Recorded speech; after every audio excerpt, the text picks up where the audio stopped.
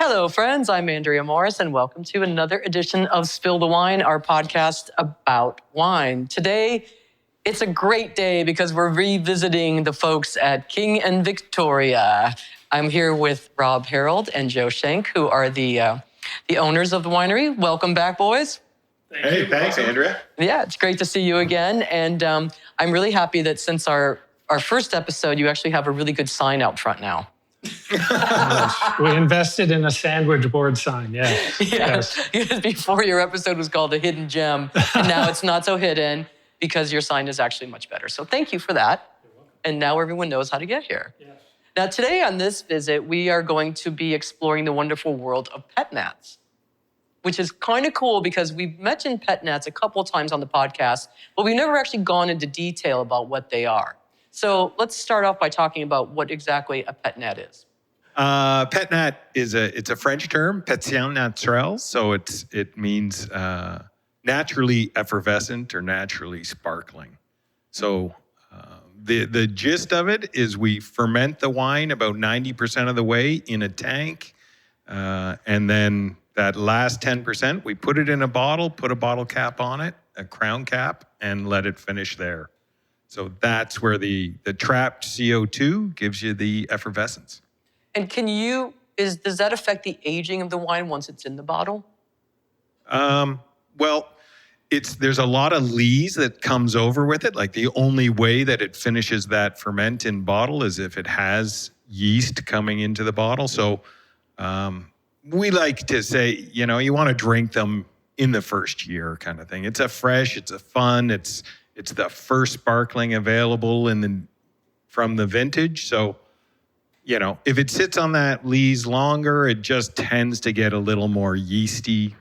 You get more notes of that, and it's just not that lively, fresh product that we're kind of aiming for. So it's not a wine that you're going to cellar for ages and ages. No. That's more traditional method style of sparkling is something you'd lay down, something that comes to you already 3 years, 4 years, 5 years old by the time you purchase it. These things are 2025, and now they're going to be ready to go in the next few weeks. So don't save them until 2026. Well, it is 2026 now, but it's like just drink it now, have drink fun. Now. Yeah. Within a year, we suggest. Yeah. Perfect. That's good to know. And how did you guys get started on your Pet Nat journey?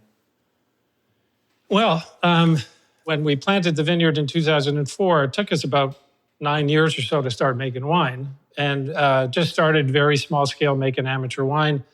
And then around 2019 or so, we heard about this style called Pet Nat, or the ancestral method. And I think we were both intrigued that it's the original sparkling wine, so it predates champagne. So we gave it a try. So to Joe's point before, 90% through fermentation, you put it in a bottle, put a crown cap on. We probably went 85% through fermentation and put a crown cap on it. And when it opened, it was exploding a little bit. There was quite a bit of mousse, shall we say. So over the years, just amateurs, just trying to figure out what's that sweet spot, right? You want enough sugar and enough yeast to finish the fermentation in the bottle, but not enough of both of those.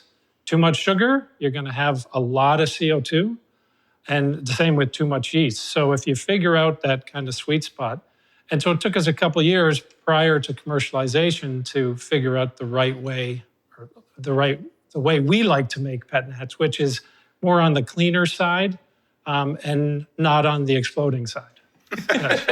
Yeah. That's a key part. Slight explosion. Yeah, that would be great. Yes. Take it home, open it up, and it's like Pet Nat all over my kitchen. Exactly. Yes. Yeah. That must have been kind of fun the first time you did it, though. Yeah, there is still a little stain above my sink at home from one of the first attempts. So yeah, you learn through trial and error, and then of course talking to other winemakers, understanding kind of what's the best way to do it. So as Joe said, when we take it from the tank, we also let it settle. So we want it to be as clear as possible going into the bottle. So again, there's not a lot of sediment on our Pet Nats. You will see a little bit around the corners, but that's on purpose. We're trying to walk that fine line of not a lot of lees, but enough bubbles. So every springtime, we're always excited when we hear that nice little fizz upon opening the first bottle. So you will see today whether we made it across the finish line on these ones. If you hear a big explosion, listener, you'll know. Yeah, exactly. Oops. Yeah. What was the first varietal that you made with Pet Nat? I think it might have been Reisling. Yeah. So I think we started with Reisling, and we did our first commercial one was Reisling. And we opened the winery in 2023, so 3 years ago almost. And we wanted to have some sparkling to welcome guests. So we did a very small scale Riesling Pet Nat. And the feedback was fabulous. We only made enough really to just offer it as a welcome glass. And people wanted to buy it. So the next year we made more. Subsequent years we've made more. So it's a very popular product in our portfolio and typically sells out by summer. So it's been great feedback. And we do 4 different styles. Everything from our Hank Vineyard, which is short for our 2 last names, smushed together, Harold and Shenck. And that was planted in 2004. So we do a Riesling, a Gewurztraminer, a Sauvignon Blanc, and a Pinot Noir Rosé Pet Nat. What made you decide that those varieties were the ones you wanted to do? Well, that's it. We took everything from the Hank Vineyard. So we've got, those are the 4 planted here. You know, the whole idea of this winery to begin with is this celebration of this place. And we think we have a really special spot here. And so it just felt natural to say, let's do the whole vineyard and see how it expresses itself as a Pet Nat. Could you do a Pinot Noir Pet Nat? Yeah, it's just it would be a richer, heavier wine. I wouldn't say never, but we want fresh, light, summery sparkles, right? And if you did a Pinot as a finished or almost finished wine, it would be a pretty rich style of sparkling. Which could be like your winter Pet Nat. Oh, Could be. It's a good idea. A winter Yes, Pet Nat. yes. Yeah. I hadn't thought of that one, but yeah. Yeah, Well, in that's theory, why I'm here, folks. yeah, in theory, any wine that's got a little residual sugar and some yeast, and you put a crown cap on it, it'll continue fermenting in the bottle for sure. Yeah. Yeah. So maybe it's something for our R&D plans in the future. Yes. Well, I will be happy to come and be your official taster for that. Yeah. When I was in New Zealand and Australia, my wife and I went about 7 years ago, and there were some lovely sparkling reds that we found. So obviously sparkling red wines maybe are finding a reemergence, so who knows? Well, I know Malabar has a sparkling Gamay now. Right. You could, and you have a great Gamay. Yes, thank you. Right. Yes, that could be another one. Absolutely. Yeah. If you wanted to do the red portfolio. Yeah. Just saying. Yeah, and that would be a lighter, right? Right. It could be a more lifted, little higher acidity in a Gamay if we harvest that early enough and try and keep it in that lighter realm of Gamay.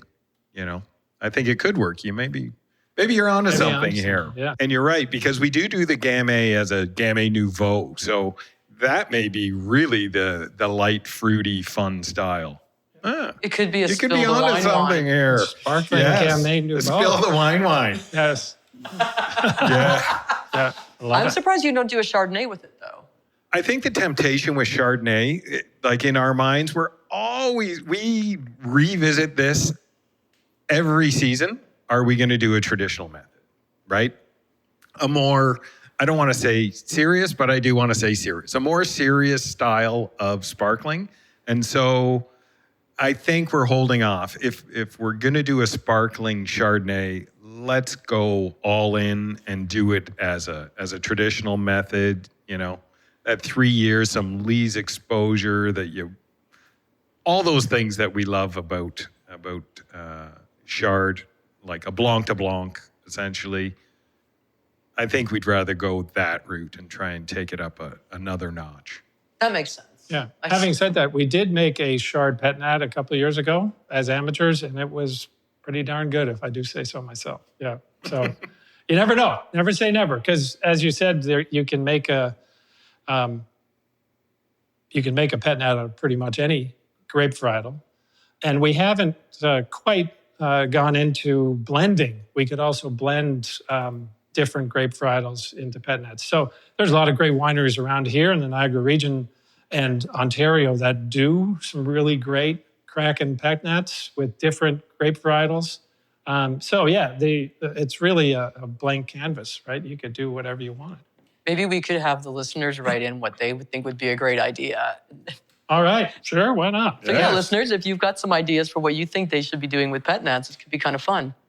Yes. Well, now you're intrigued by the Gamay suggestion, though, aren't you? Absolutely. Yes. That's a great idea. And the other thing that we love about Pet Nats and what I think attracted us to it at the beginning is it's pretty low to no intervention, right? So, for instance, all of these, we handpick the fruit, crush and destem, then it's a wild indigenous ferment, and then it goes straight into the bottle. So nothing gets added. In fact, you don't even know whether it's finished ferment until the springtime when you open it up, right? So there's, it's risky to a certain degree because you don't know how it's going to turn out, right?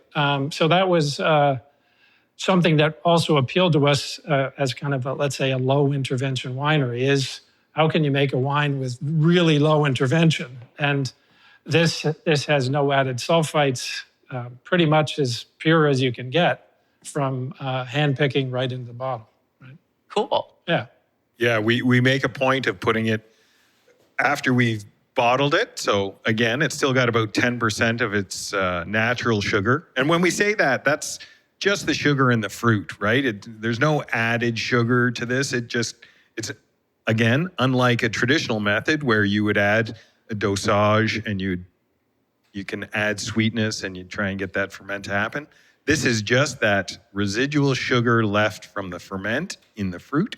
And then we finish bottling and we put it in the warmest area of our winery. So that's on skids upstairs where we know it's 4 degrees warmer than downstairs, just to make sure it gets across the finish line, gets its ferment done in the bottle by the time we need to release in March, right? So it is always okay, let's open the Pet Nats and find out if we have a sparkling wine or not. And fortunately, it's worked each time.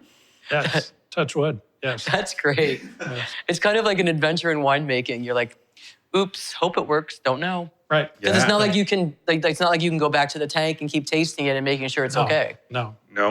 Crack another bottle. Come November or so, end of October, early November, when we put the crown caps on it, it's wait and see.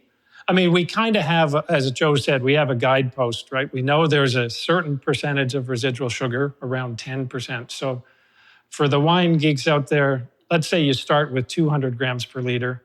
We usually bottle it just under 20 grams per liter, around 18 or so. So there's some sugar there. And hopefully there's enough yeast there to continue the job.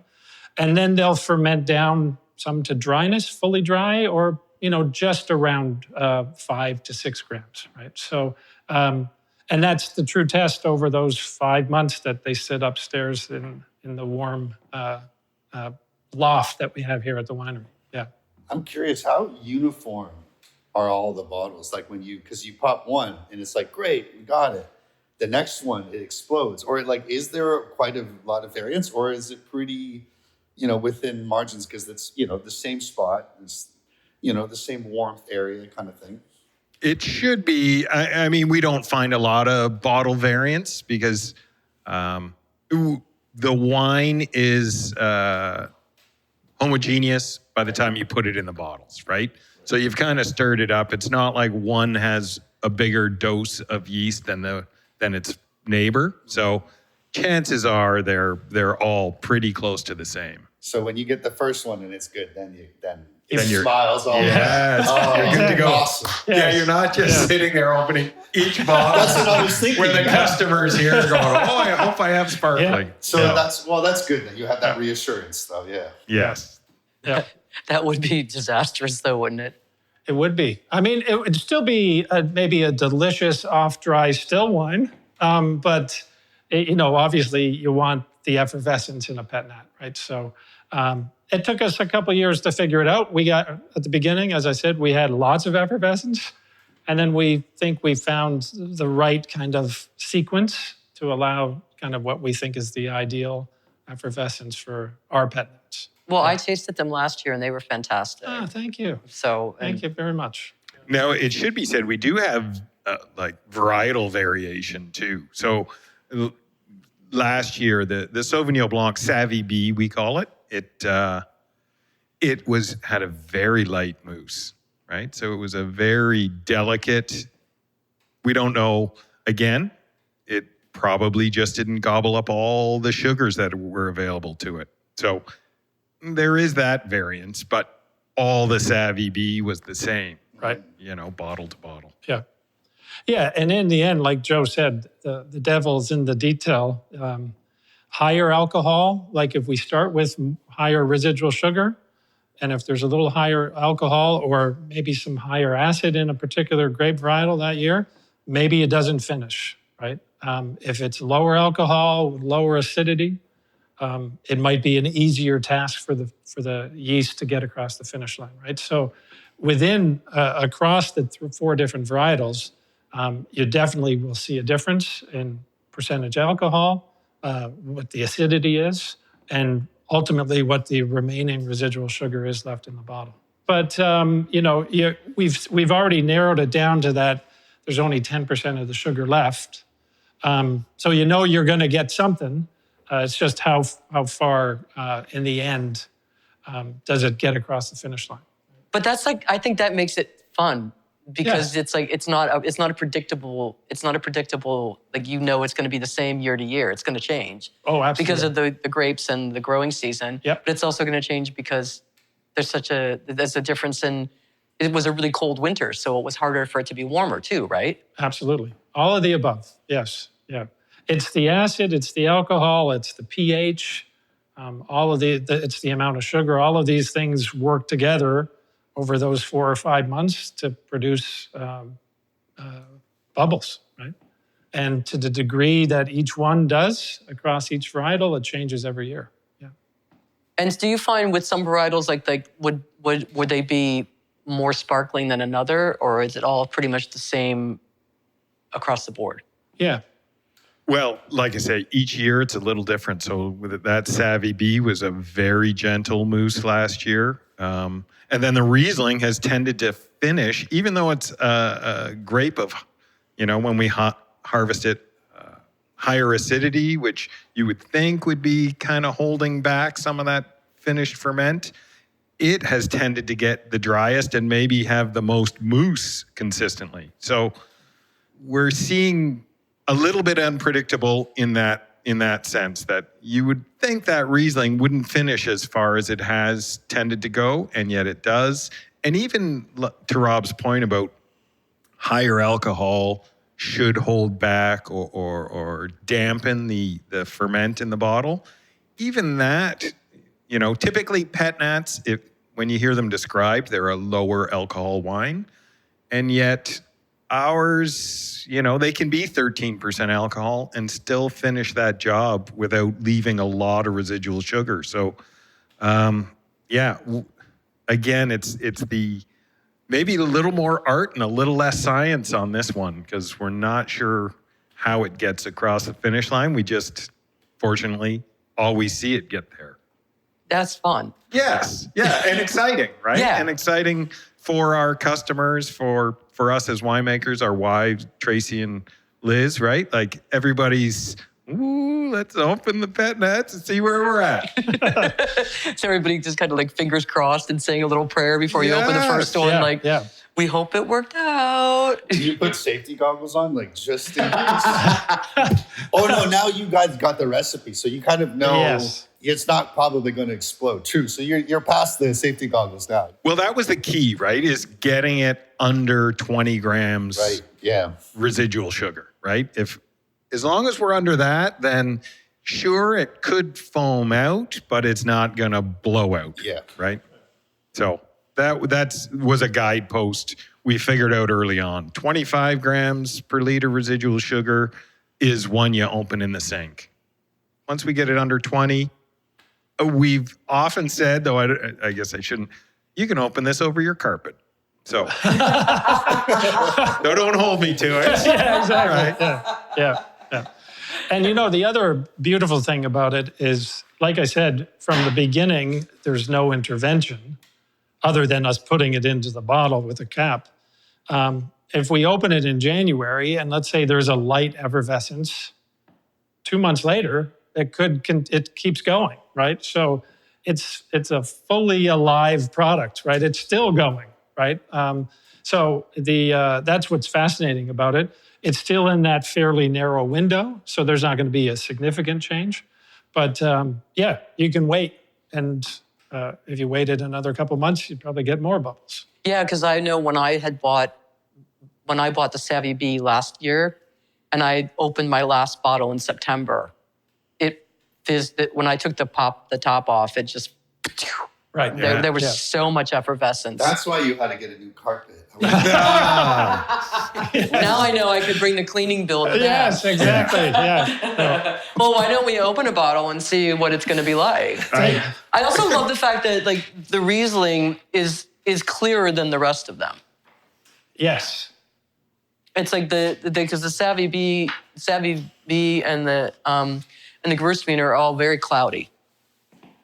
Yes. Well, and Gewurztraminer is one that even right from the beginning of ferment, it's always a cloudy wine juice. Mm-hmm. Starts out as a cloudy juice and will oftentimes be the cloudiest wine we're making throughout, right? And then you don't get to filter these. The whole process demands that you carry that lees with it. So we can get all of these wines crystal clear with little filtration when they're a still wine. But this one, even the Riesling, as clean as it is, it should be stayed.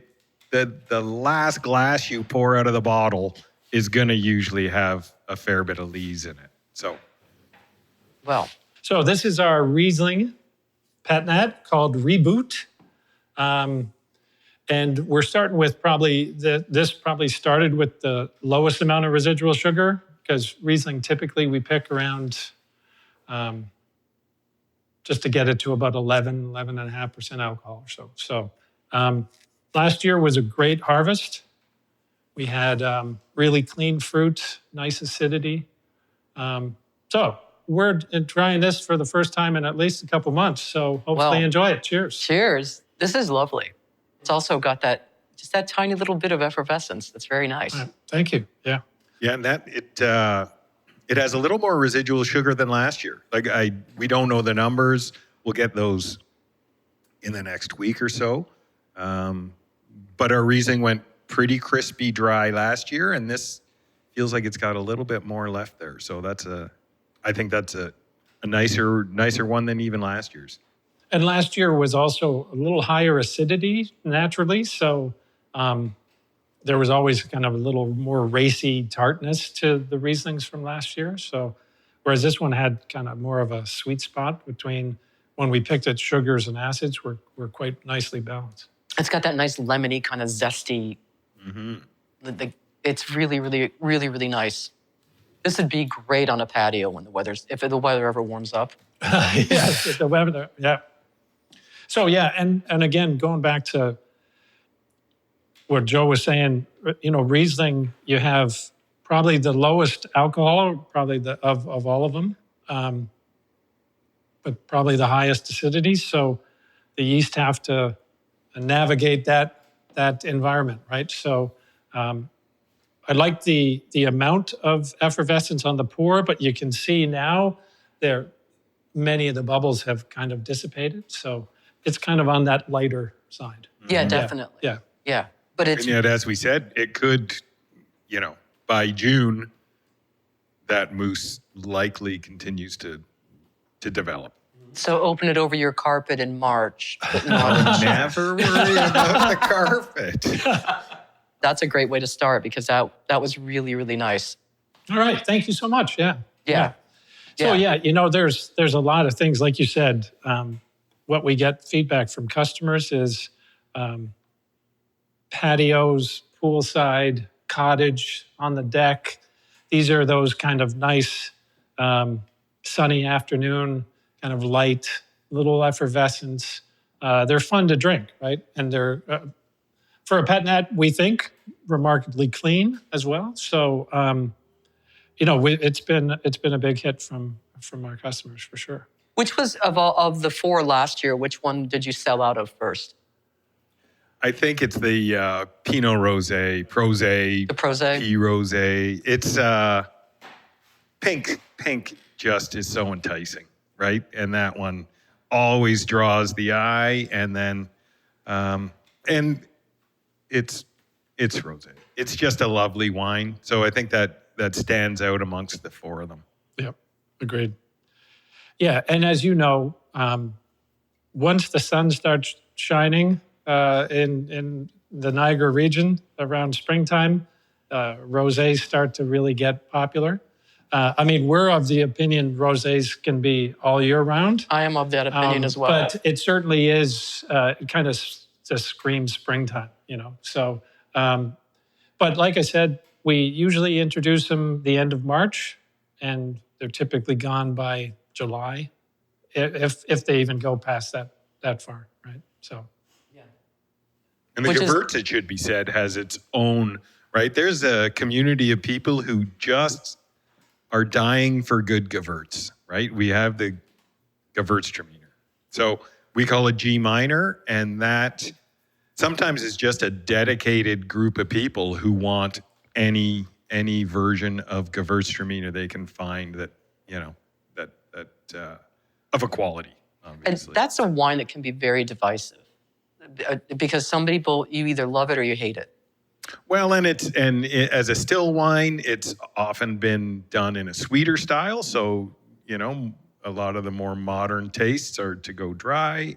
That's how we do ours. We like our still Gewurztraminer is always, we're bringing it down to a dry, crisp kind of style. But I think it's just got such a punch on the nose that, yes, I guess it can be divisive.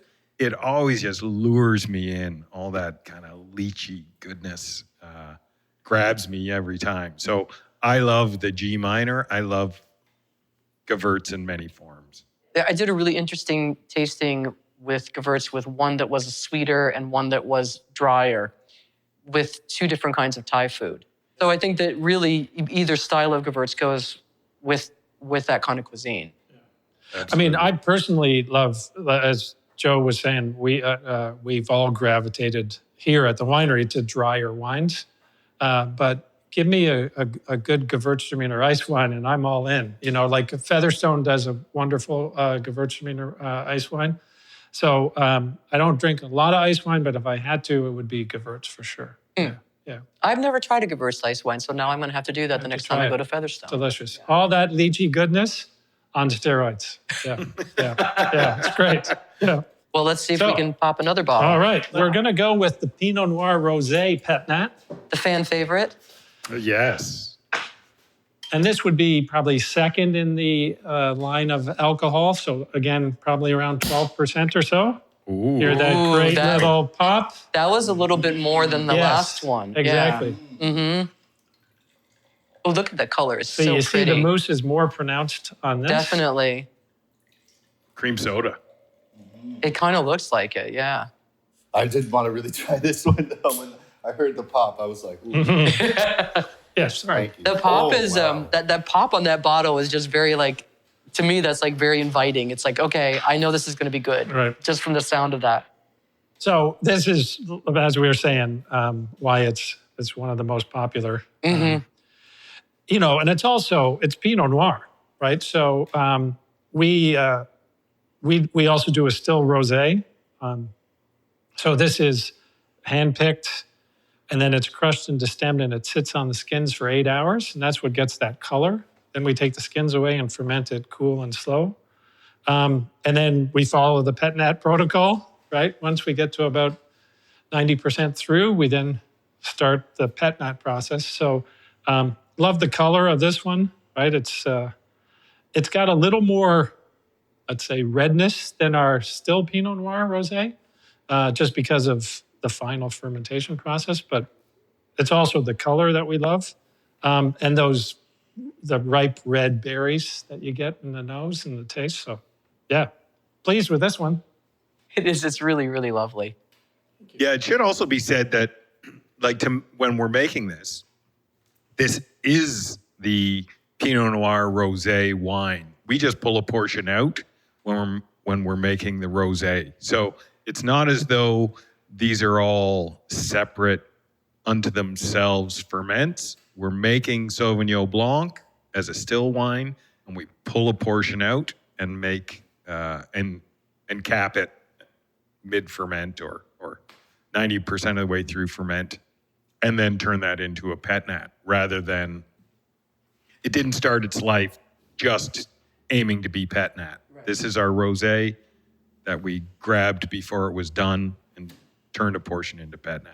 So that people can have a still version and the sparkling version. Yes. And right. the bubbles on this are lasting incredibly well, much more than the Riesling. Right. Yeah. Agreed. Yes. Yeah. Yep. This is a study in... Back to the gratitude. So what I learned,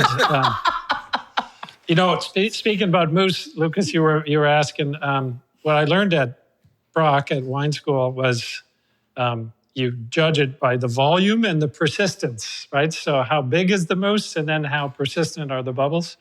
So this one is still persistent. Yes. Yeah. I would call it a stubborn mousse because it's not going away. Yes, exactly. Yes. Yeah. Yeah. Yeah. It's that is like really interesting to see how the Riesling, literally the mousse went away almost immediately. Right. But here it's like, even in the bottle, it's still really prevalent. Right. That's going to be fun. Imagine that in a couple months. I mean, yeah, it'll likely be gone in a couple months, but I like where you're going with this. Yes. But yeah. I feel like I need to put my order in now. Yeah, because it still does. There's a little bit of residual sugar there still, right? So there could be more ferment than has already happened. Yeah. Right? That could continue on. That was really great. Fascinating world of Pet Nats. Yeah, Yes. yeah. I'm intrigued to see what it's going to be like with the Savy bee and the Gewurztraminer as well, because that is that one is very, very sparkly. And just speaking of that, we've obviously been into the Pet Nat world for a while, but this is the original, right? This is like almost 600 years ago they were doing it this way. Really? It was by mistake, I think.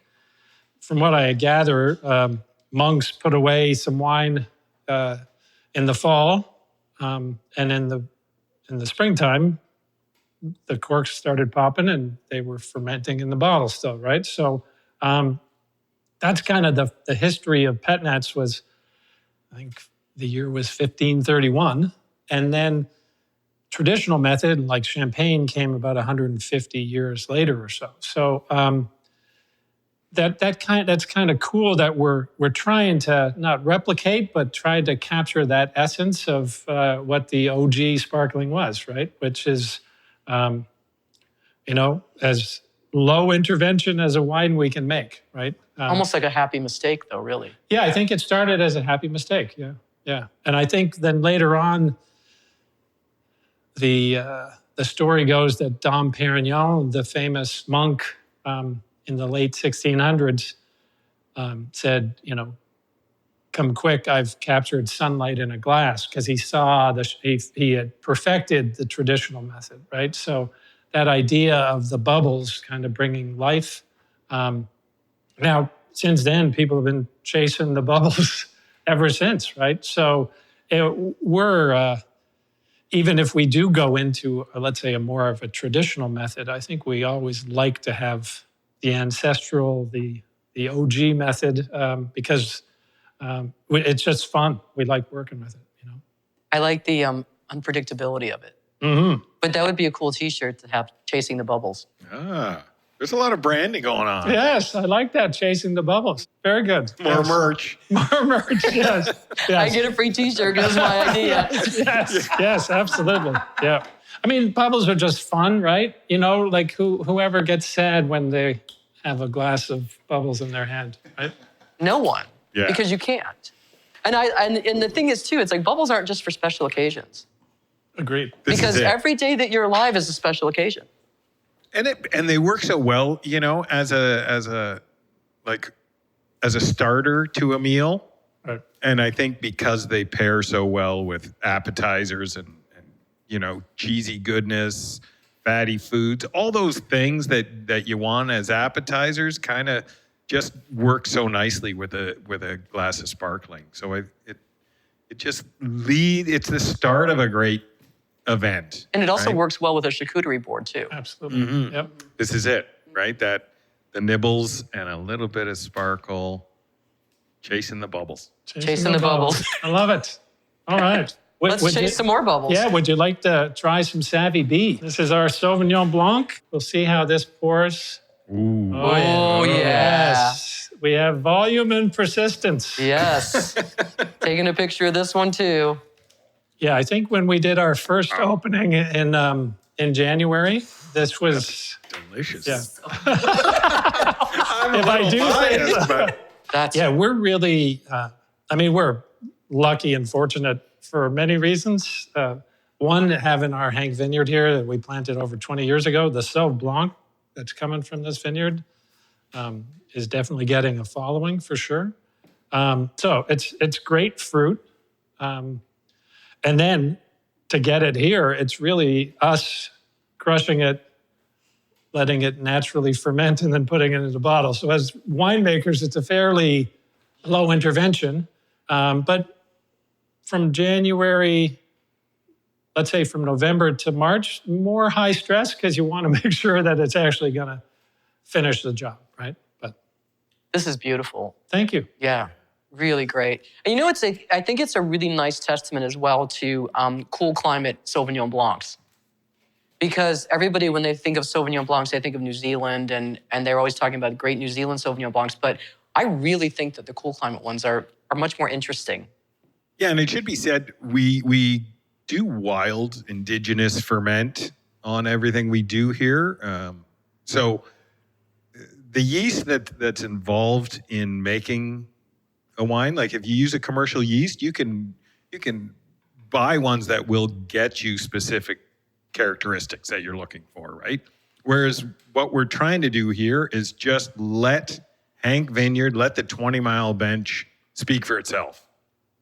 It's a little piece of heaven, we think, and it needs to, we want to see not only terroir, but just everything that this little corner of Niagara offers. So this is why we allow all of these to go wild, and the Sauv Blanc that we're tasting here is so different from those others, like from New Zealand. In the past, we had made Sauvignon Blanc with commercial yeast that could replicate something from New Zealand, and it was a delicious wine, but a little inauthentic to what we're trying to do, right? So we had to just go back and double back and say, wait, let's let this little piece of property express itself in its fullest.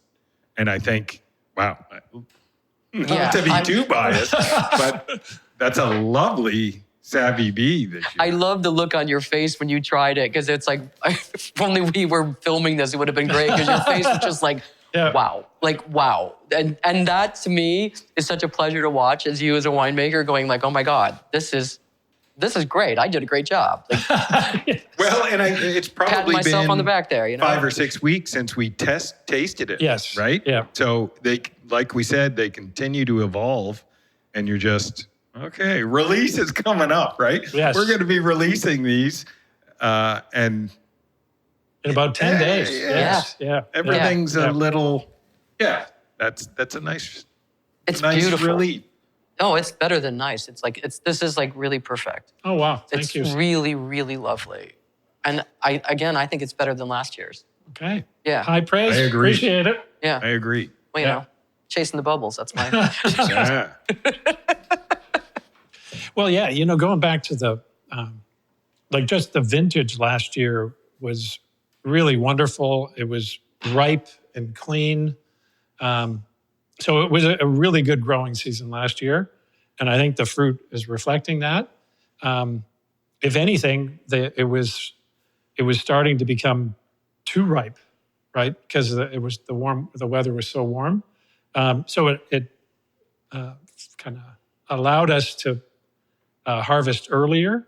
So all of these were picked a little earlier than normal, and probably also kept some nice acidity to help with that balance. So we were really lucky last year. We had a really strong harvest for sure. Yeah, everybody's saying 2025s are going to be amazing wines. Yeah.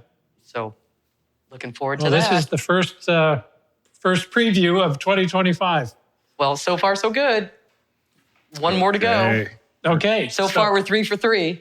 Drum roll. Yes. Time for So this Gewurztraminer, this will be the one that had the highest sugar to start. So it'll be the highest alcohol. With a nice. No spill on the carpet. Not that we have a carpet here anyways, but so this is our Gewurztraminer or our G minor. Yeah, so it definitely has that lychee, gewurzy characteristic. You can really taste the lychee on that. Yeah. And that mousse is settling now. Yeah, it seemed like it's a little more than the Riesling, a little less than the Savy. And if you look at the bottles since they've been open, the rosé still has a bit of a head on it. Yeah, like the Riesling is almost looks still now. Right. Yeah. Whereas the rosé is still bubbling away, chasing the bubbles on this one. Yeah. And then not so much on the I think that the Savy B is in second place. Right. Yeah, agreed. All of these are great, just relaxing on a patio wines. Exactly. Yep. I mean, not that you have to be on a patio, but you don't have to worry about the rug there. That's true. Yes. Yeah. We don't worry about the rug. That's another one. Don't worry about the rug. Yes. Chase the bubbles. Don't worry about the rug. Yeah. It's the wine that pulls the room together. Right? Yeah. Yes. Oh my God, that's so good, Big Lebowski. Yeah. Yeah. You know, the other thing I was just thinking about, we've done this a couple times, is, but maybe we should do it more formally, is try the Pet Nat version and then try the still version and see how they differ. Yeah. Because obviously the still version we let go completely to fully through to complete fermentation. Mm-hmm. And then it gets filtered. So, but they start from the same vine in the same tank, and then they get split off later on through the process, right? That would be a really cool. Yeah. Yeah. We'll have to put that on the books. There's a summer event. Yes. Right Yes, there. I think that would be a great summer event. Before that, would have to be like almost late spring because it'll be sold out by summer. Right. Exactly. Yeah. So maybe a May 2-4 weekend. There you go. Yeah. We're getting on that. Well, this was really fun. Well, thank you. And now all of our listeners can go on Jeopardy and say, I'll take Pet Nat for 200, Ken. Or Petillant Naturels. I'll take Petillant Naturels for 2,000, Ken. Yes. Yes. Yeah, it's always good daily. having you here, Andrea. This is it's such a fun time. I mean, we see you outside of these podcasts, and it's always so nice to have you join us here. Oh, thank you. It's always a pleasure to hang out with you guys because you guys are so much fun and so knowledgeable. And I always tell people to come and visit you because not just that, but your wines are fantastic. Oh, thank you. Oh, we appreciate it. Absolutely. Yeah. You know, it's good. It's great quality, great company. You know, and we're all supporting each other, right? Yeah. I mean, this podcast gets the word out to so many people who otherwise have no idea we even exist here. Right. Even with the fancy new sandwich board sign. Yes, exactly. You are no longer a hidden gem. Yeah. You guys are so much fun to have on the podcast. I mean, I really enjoy our conversations. I really love this journey of Pet Nats. And I think that after this episode, no one can go, I don't know what a Pet Nat is. Exactly. Great. Yes. And go out, try Leaning Post. Leaning Post does a Pet Nat their every Pet Nat's year as great well. too. Absolutely. And also, and then in PEC, there's some great producers that do Pet Nats. and go on collab and get the ones from Maynard because Yes, there you Yvonne's go. are Yeah. fantastic. Yes, absolutely. Yeah, she's a genius when it comes to Pet Nats too. Yeah. Yeah, it's good to get out there and explore, try all these different ones. And it kind of fits a nice zone right now, a niche of, you know, we don't lean too heavily into natural wine per se, but that's what it is, right? This one hasn't been touched by buy anything. But this also fits into if you're like tight with budget constraints, a Pet Nat is a great way to have bubbly. Yes. Because it's not as expensive as like, like a Blanc de Blanc. And it's just And the time commitment isn't as long. Yes. Exactly. Yeah. And you can buy it and just drink it and you're happy to go. Yeah. Agreed. Yeah. I'll be here on the 29th. All right. Yes. Well, we are going to be doing it, and we're going to be pairing it with some lovely cheeses too. So that's the idea. Like Joe was saying, right? It kind of screams, just nibbles, have a glass, hang out with your friends, and enjoy some wine and food pairings. Yeah. So listener, you got to come here and chase the bubbles because Chase the bubbles. this is the place to be. And so you can visit our show notes, and we're going to have a recap on the wines that we tasted. We'll have the photos, and really cool. I'll have the photos posted of all of the different mousses on the glasses, Nice. so you can actually see what we were talking about. So Great don't idea. forget to go to our website and follow us there, spillthewine.ca. And we're also on social media because, that's where all the cool kids go.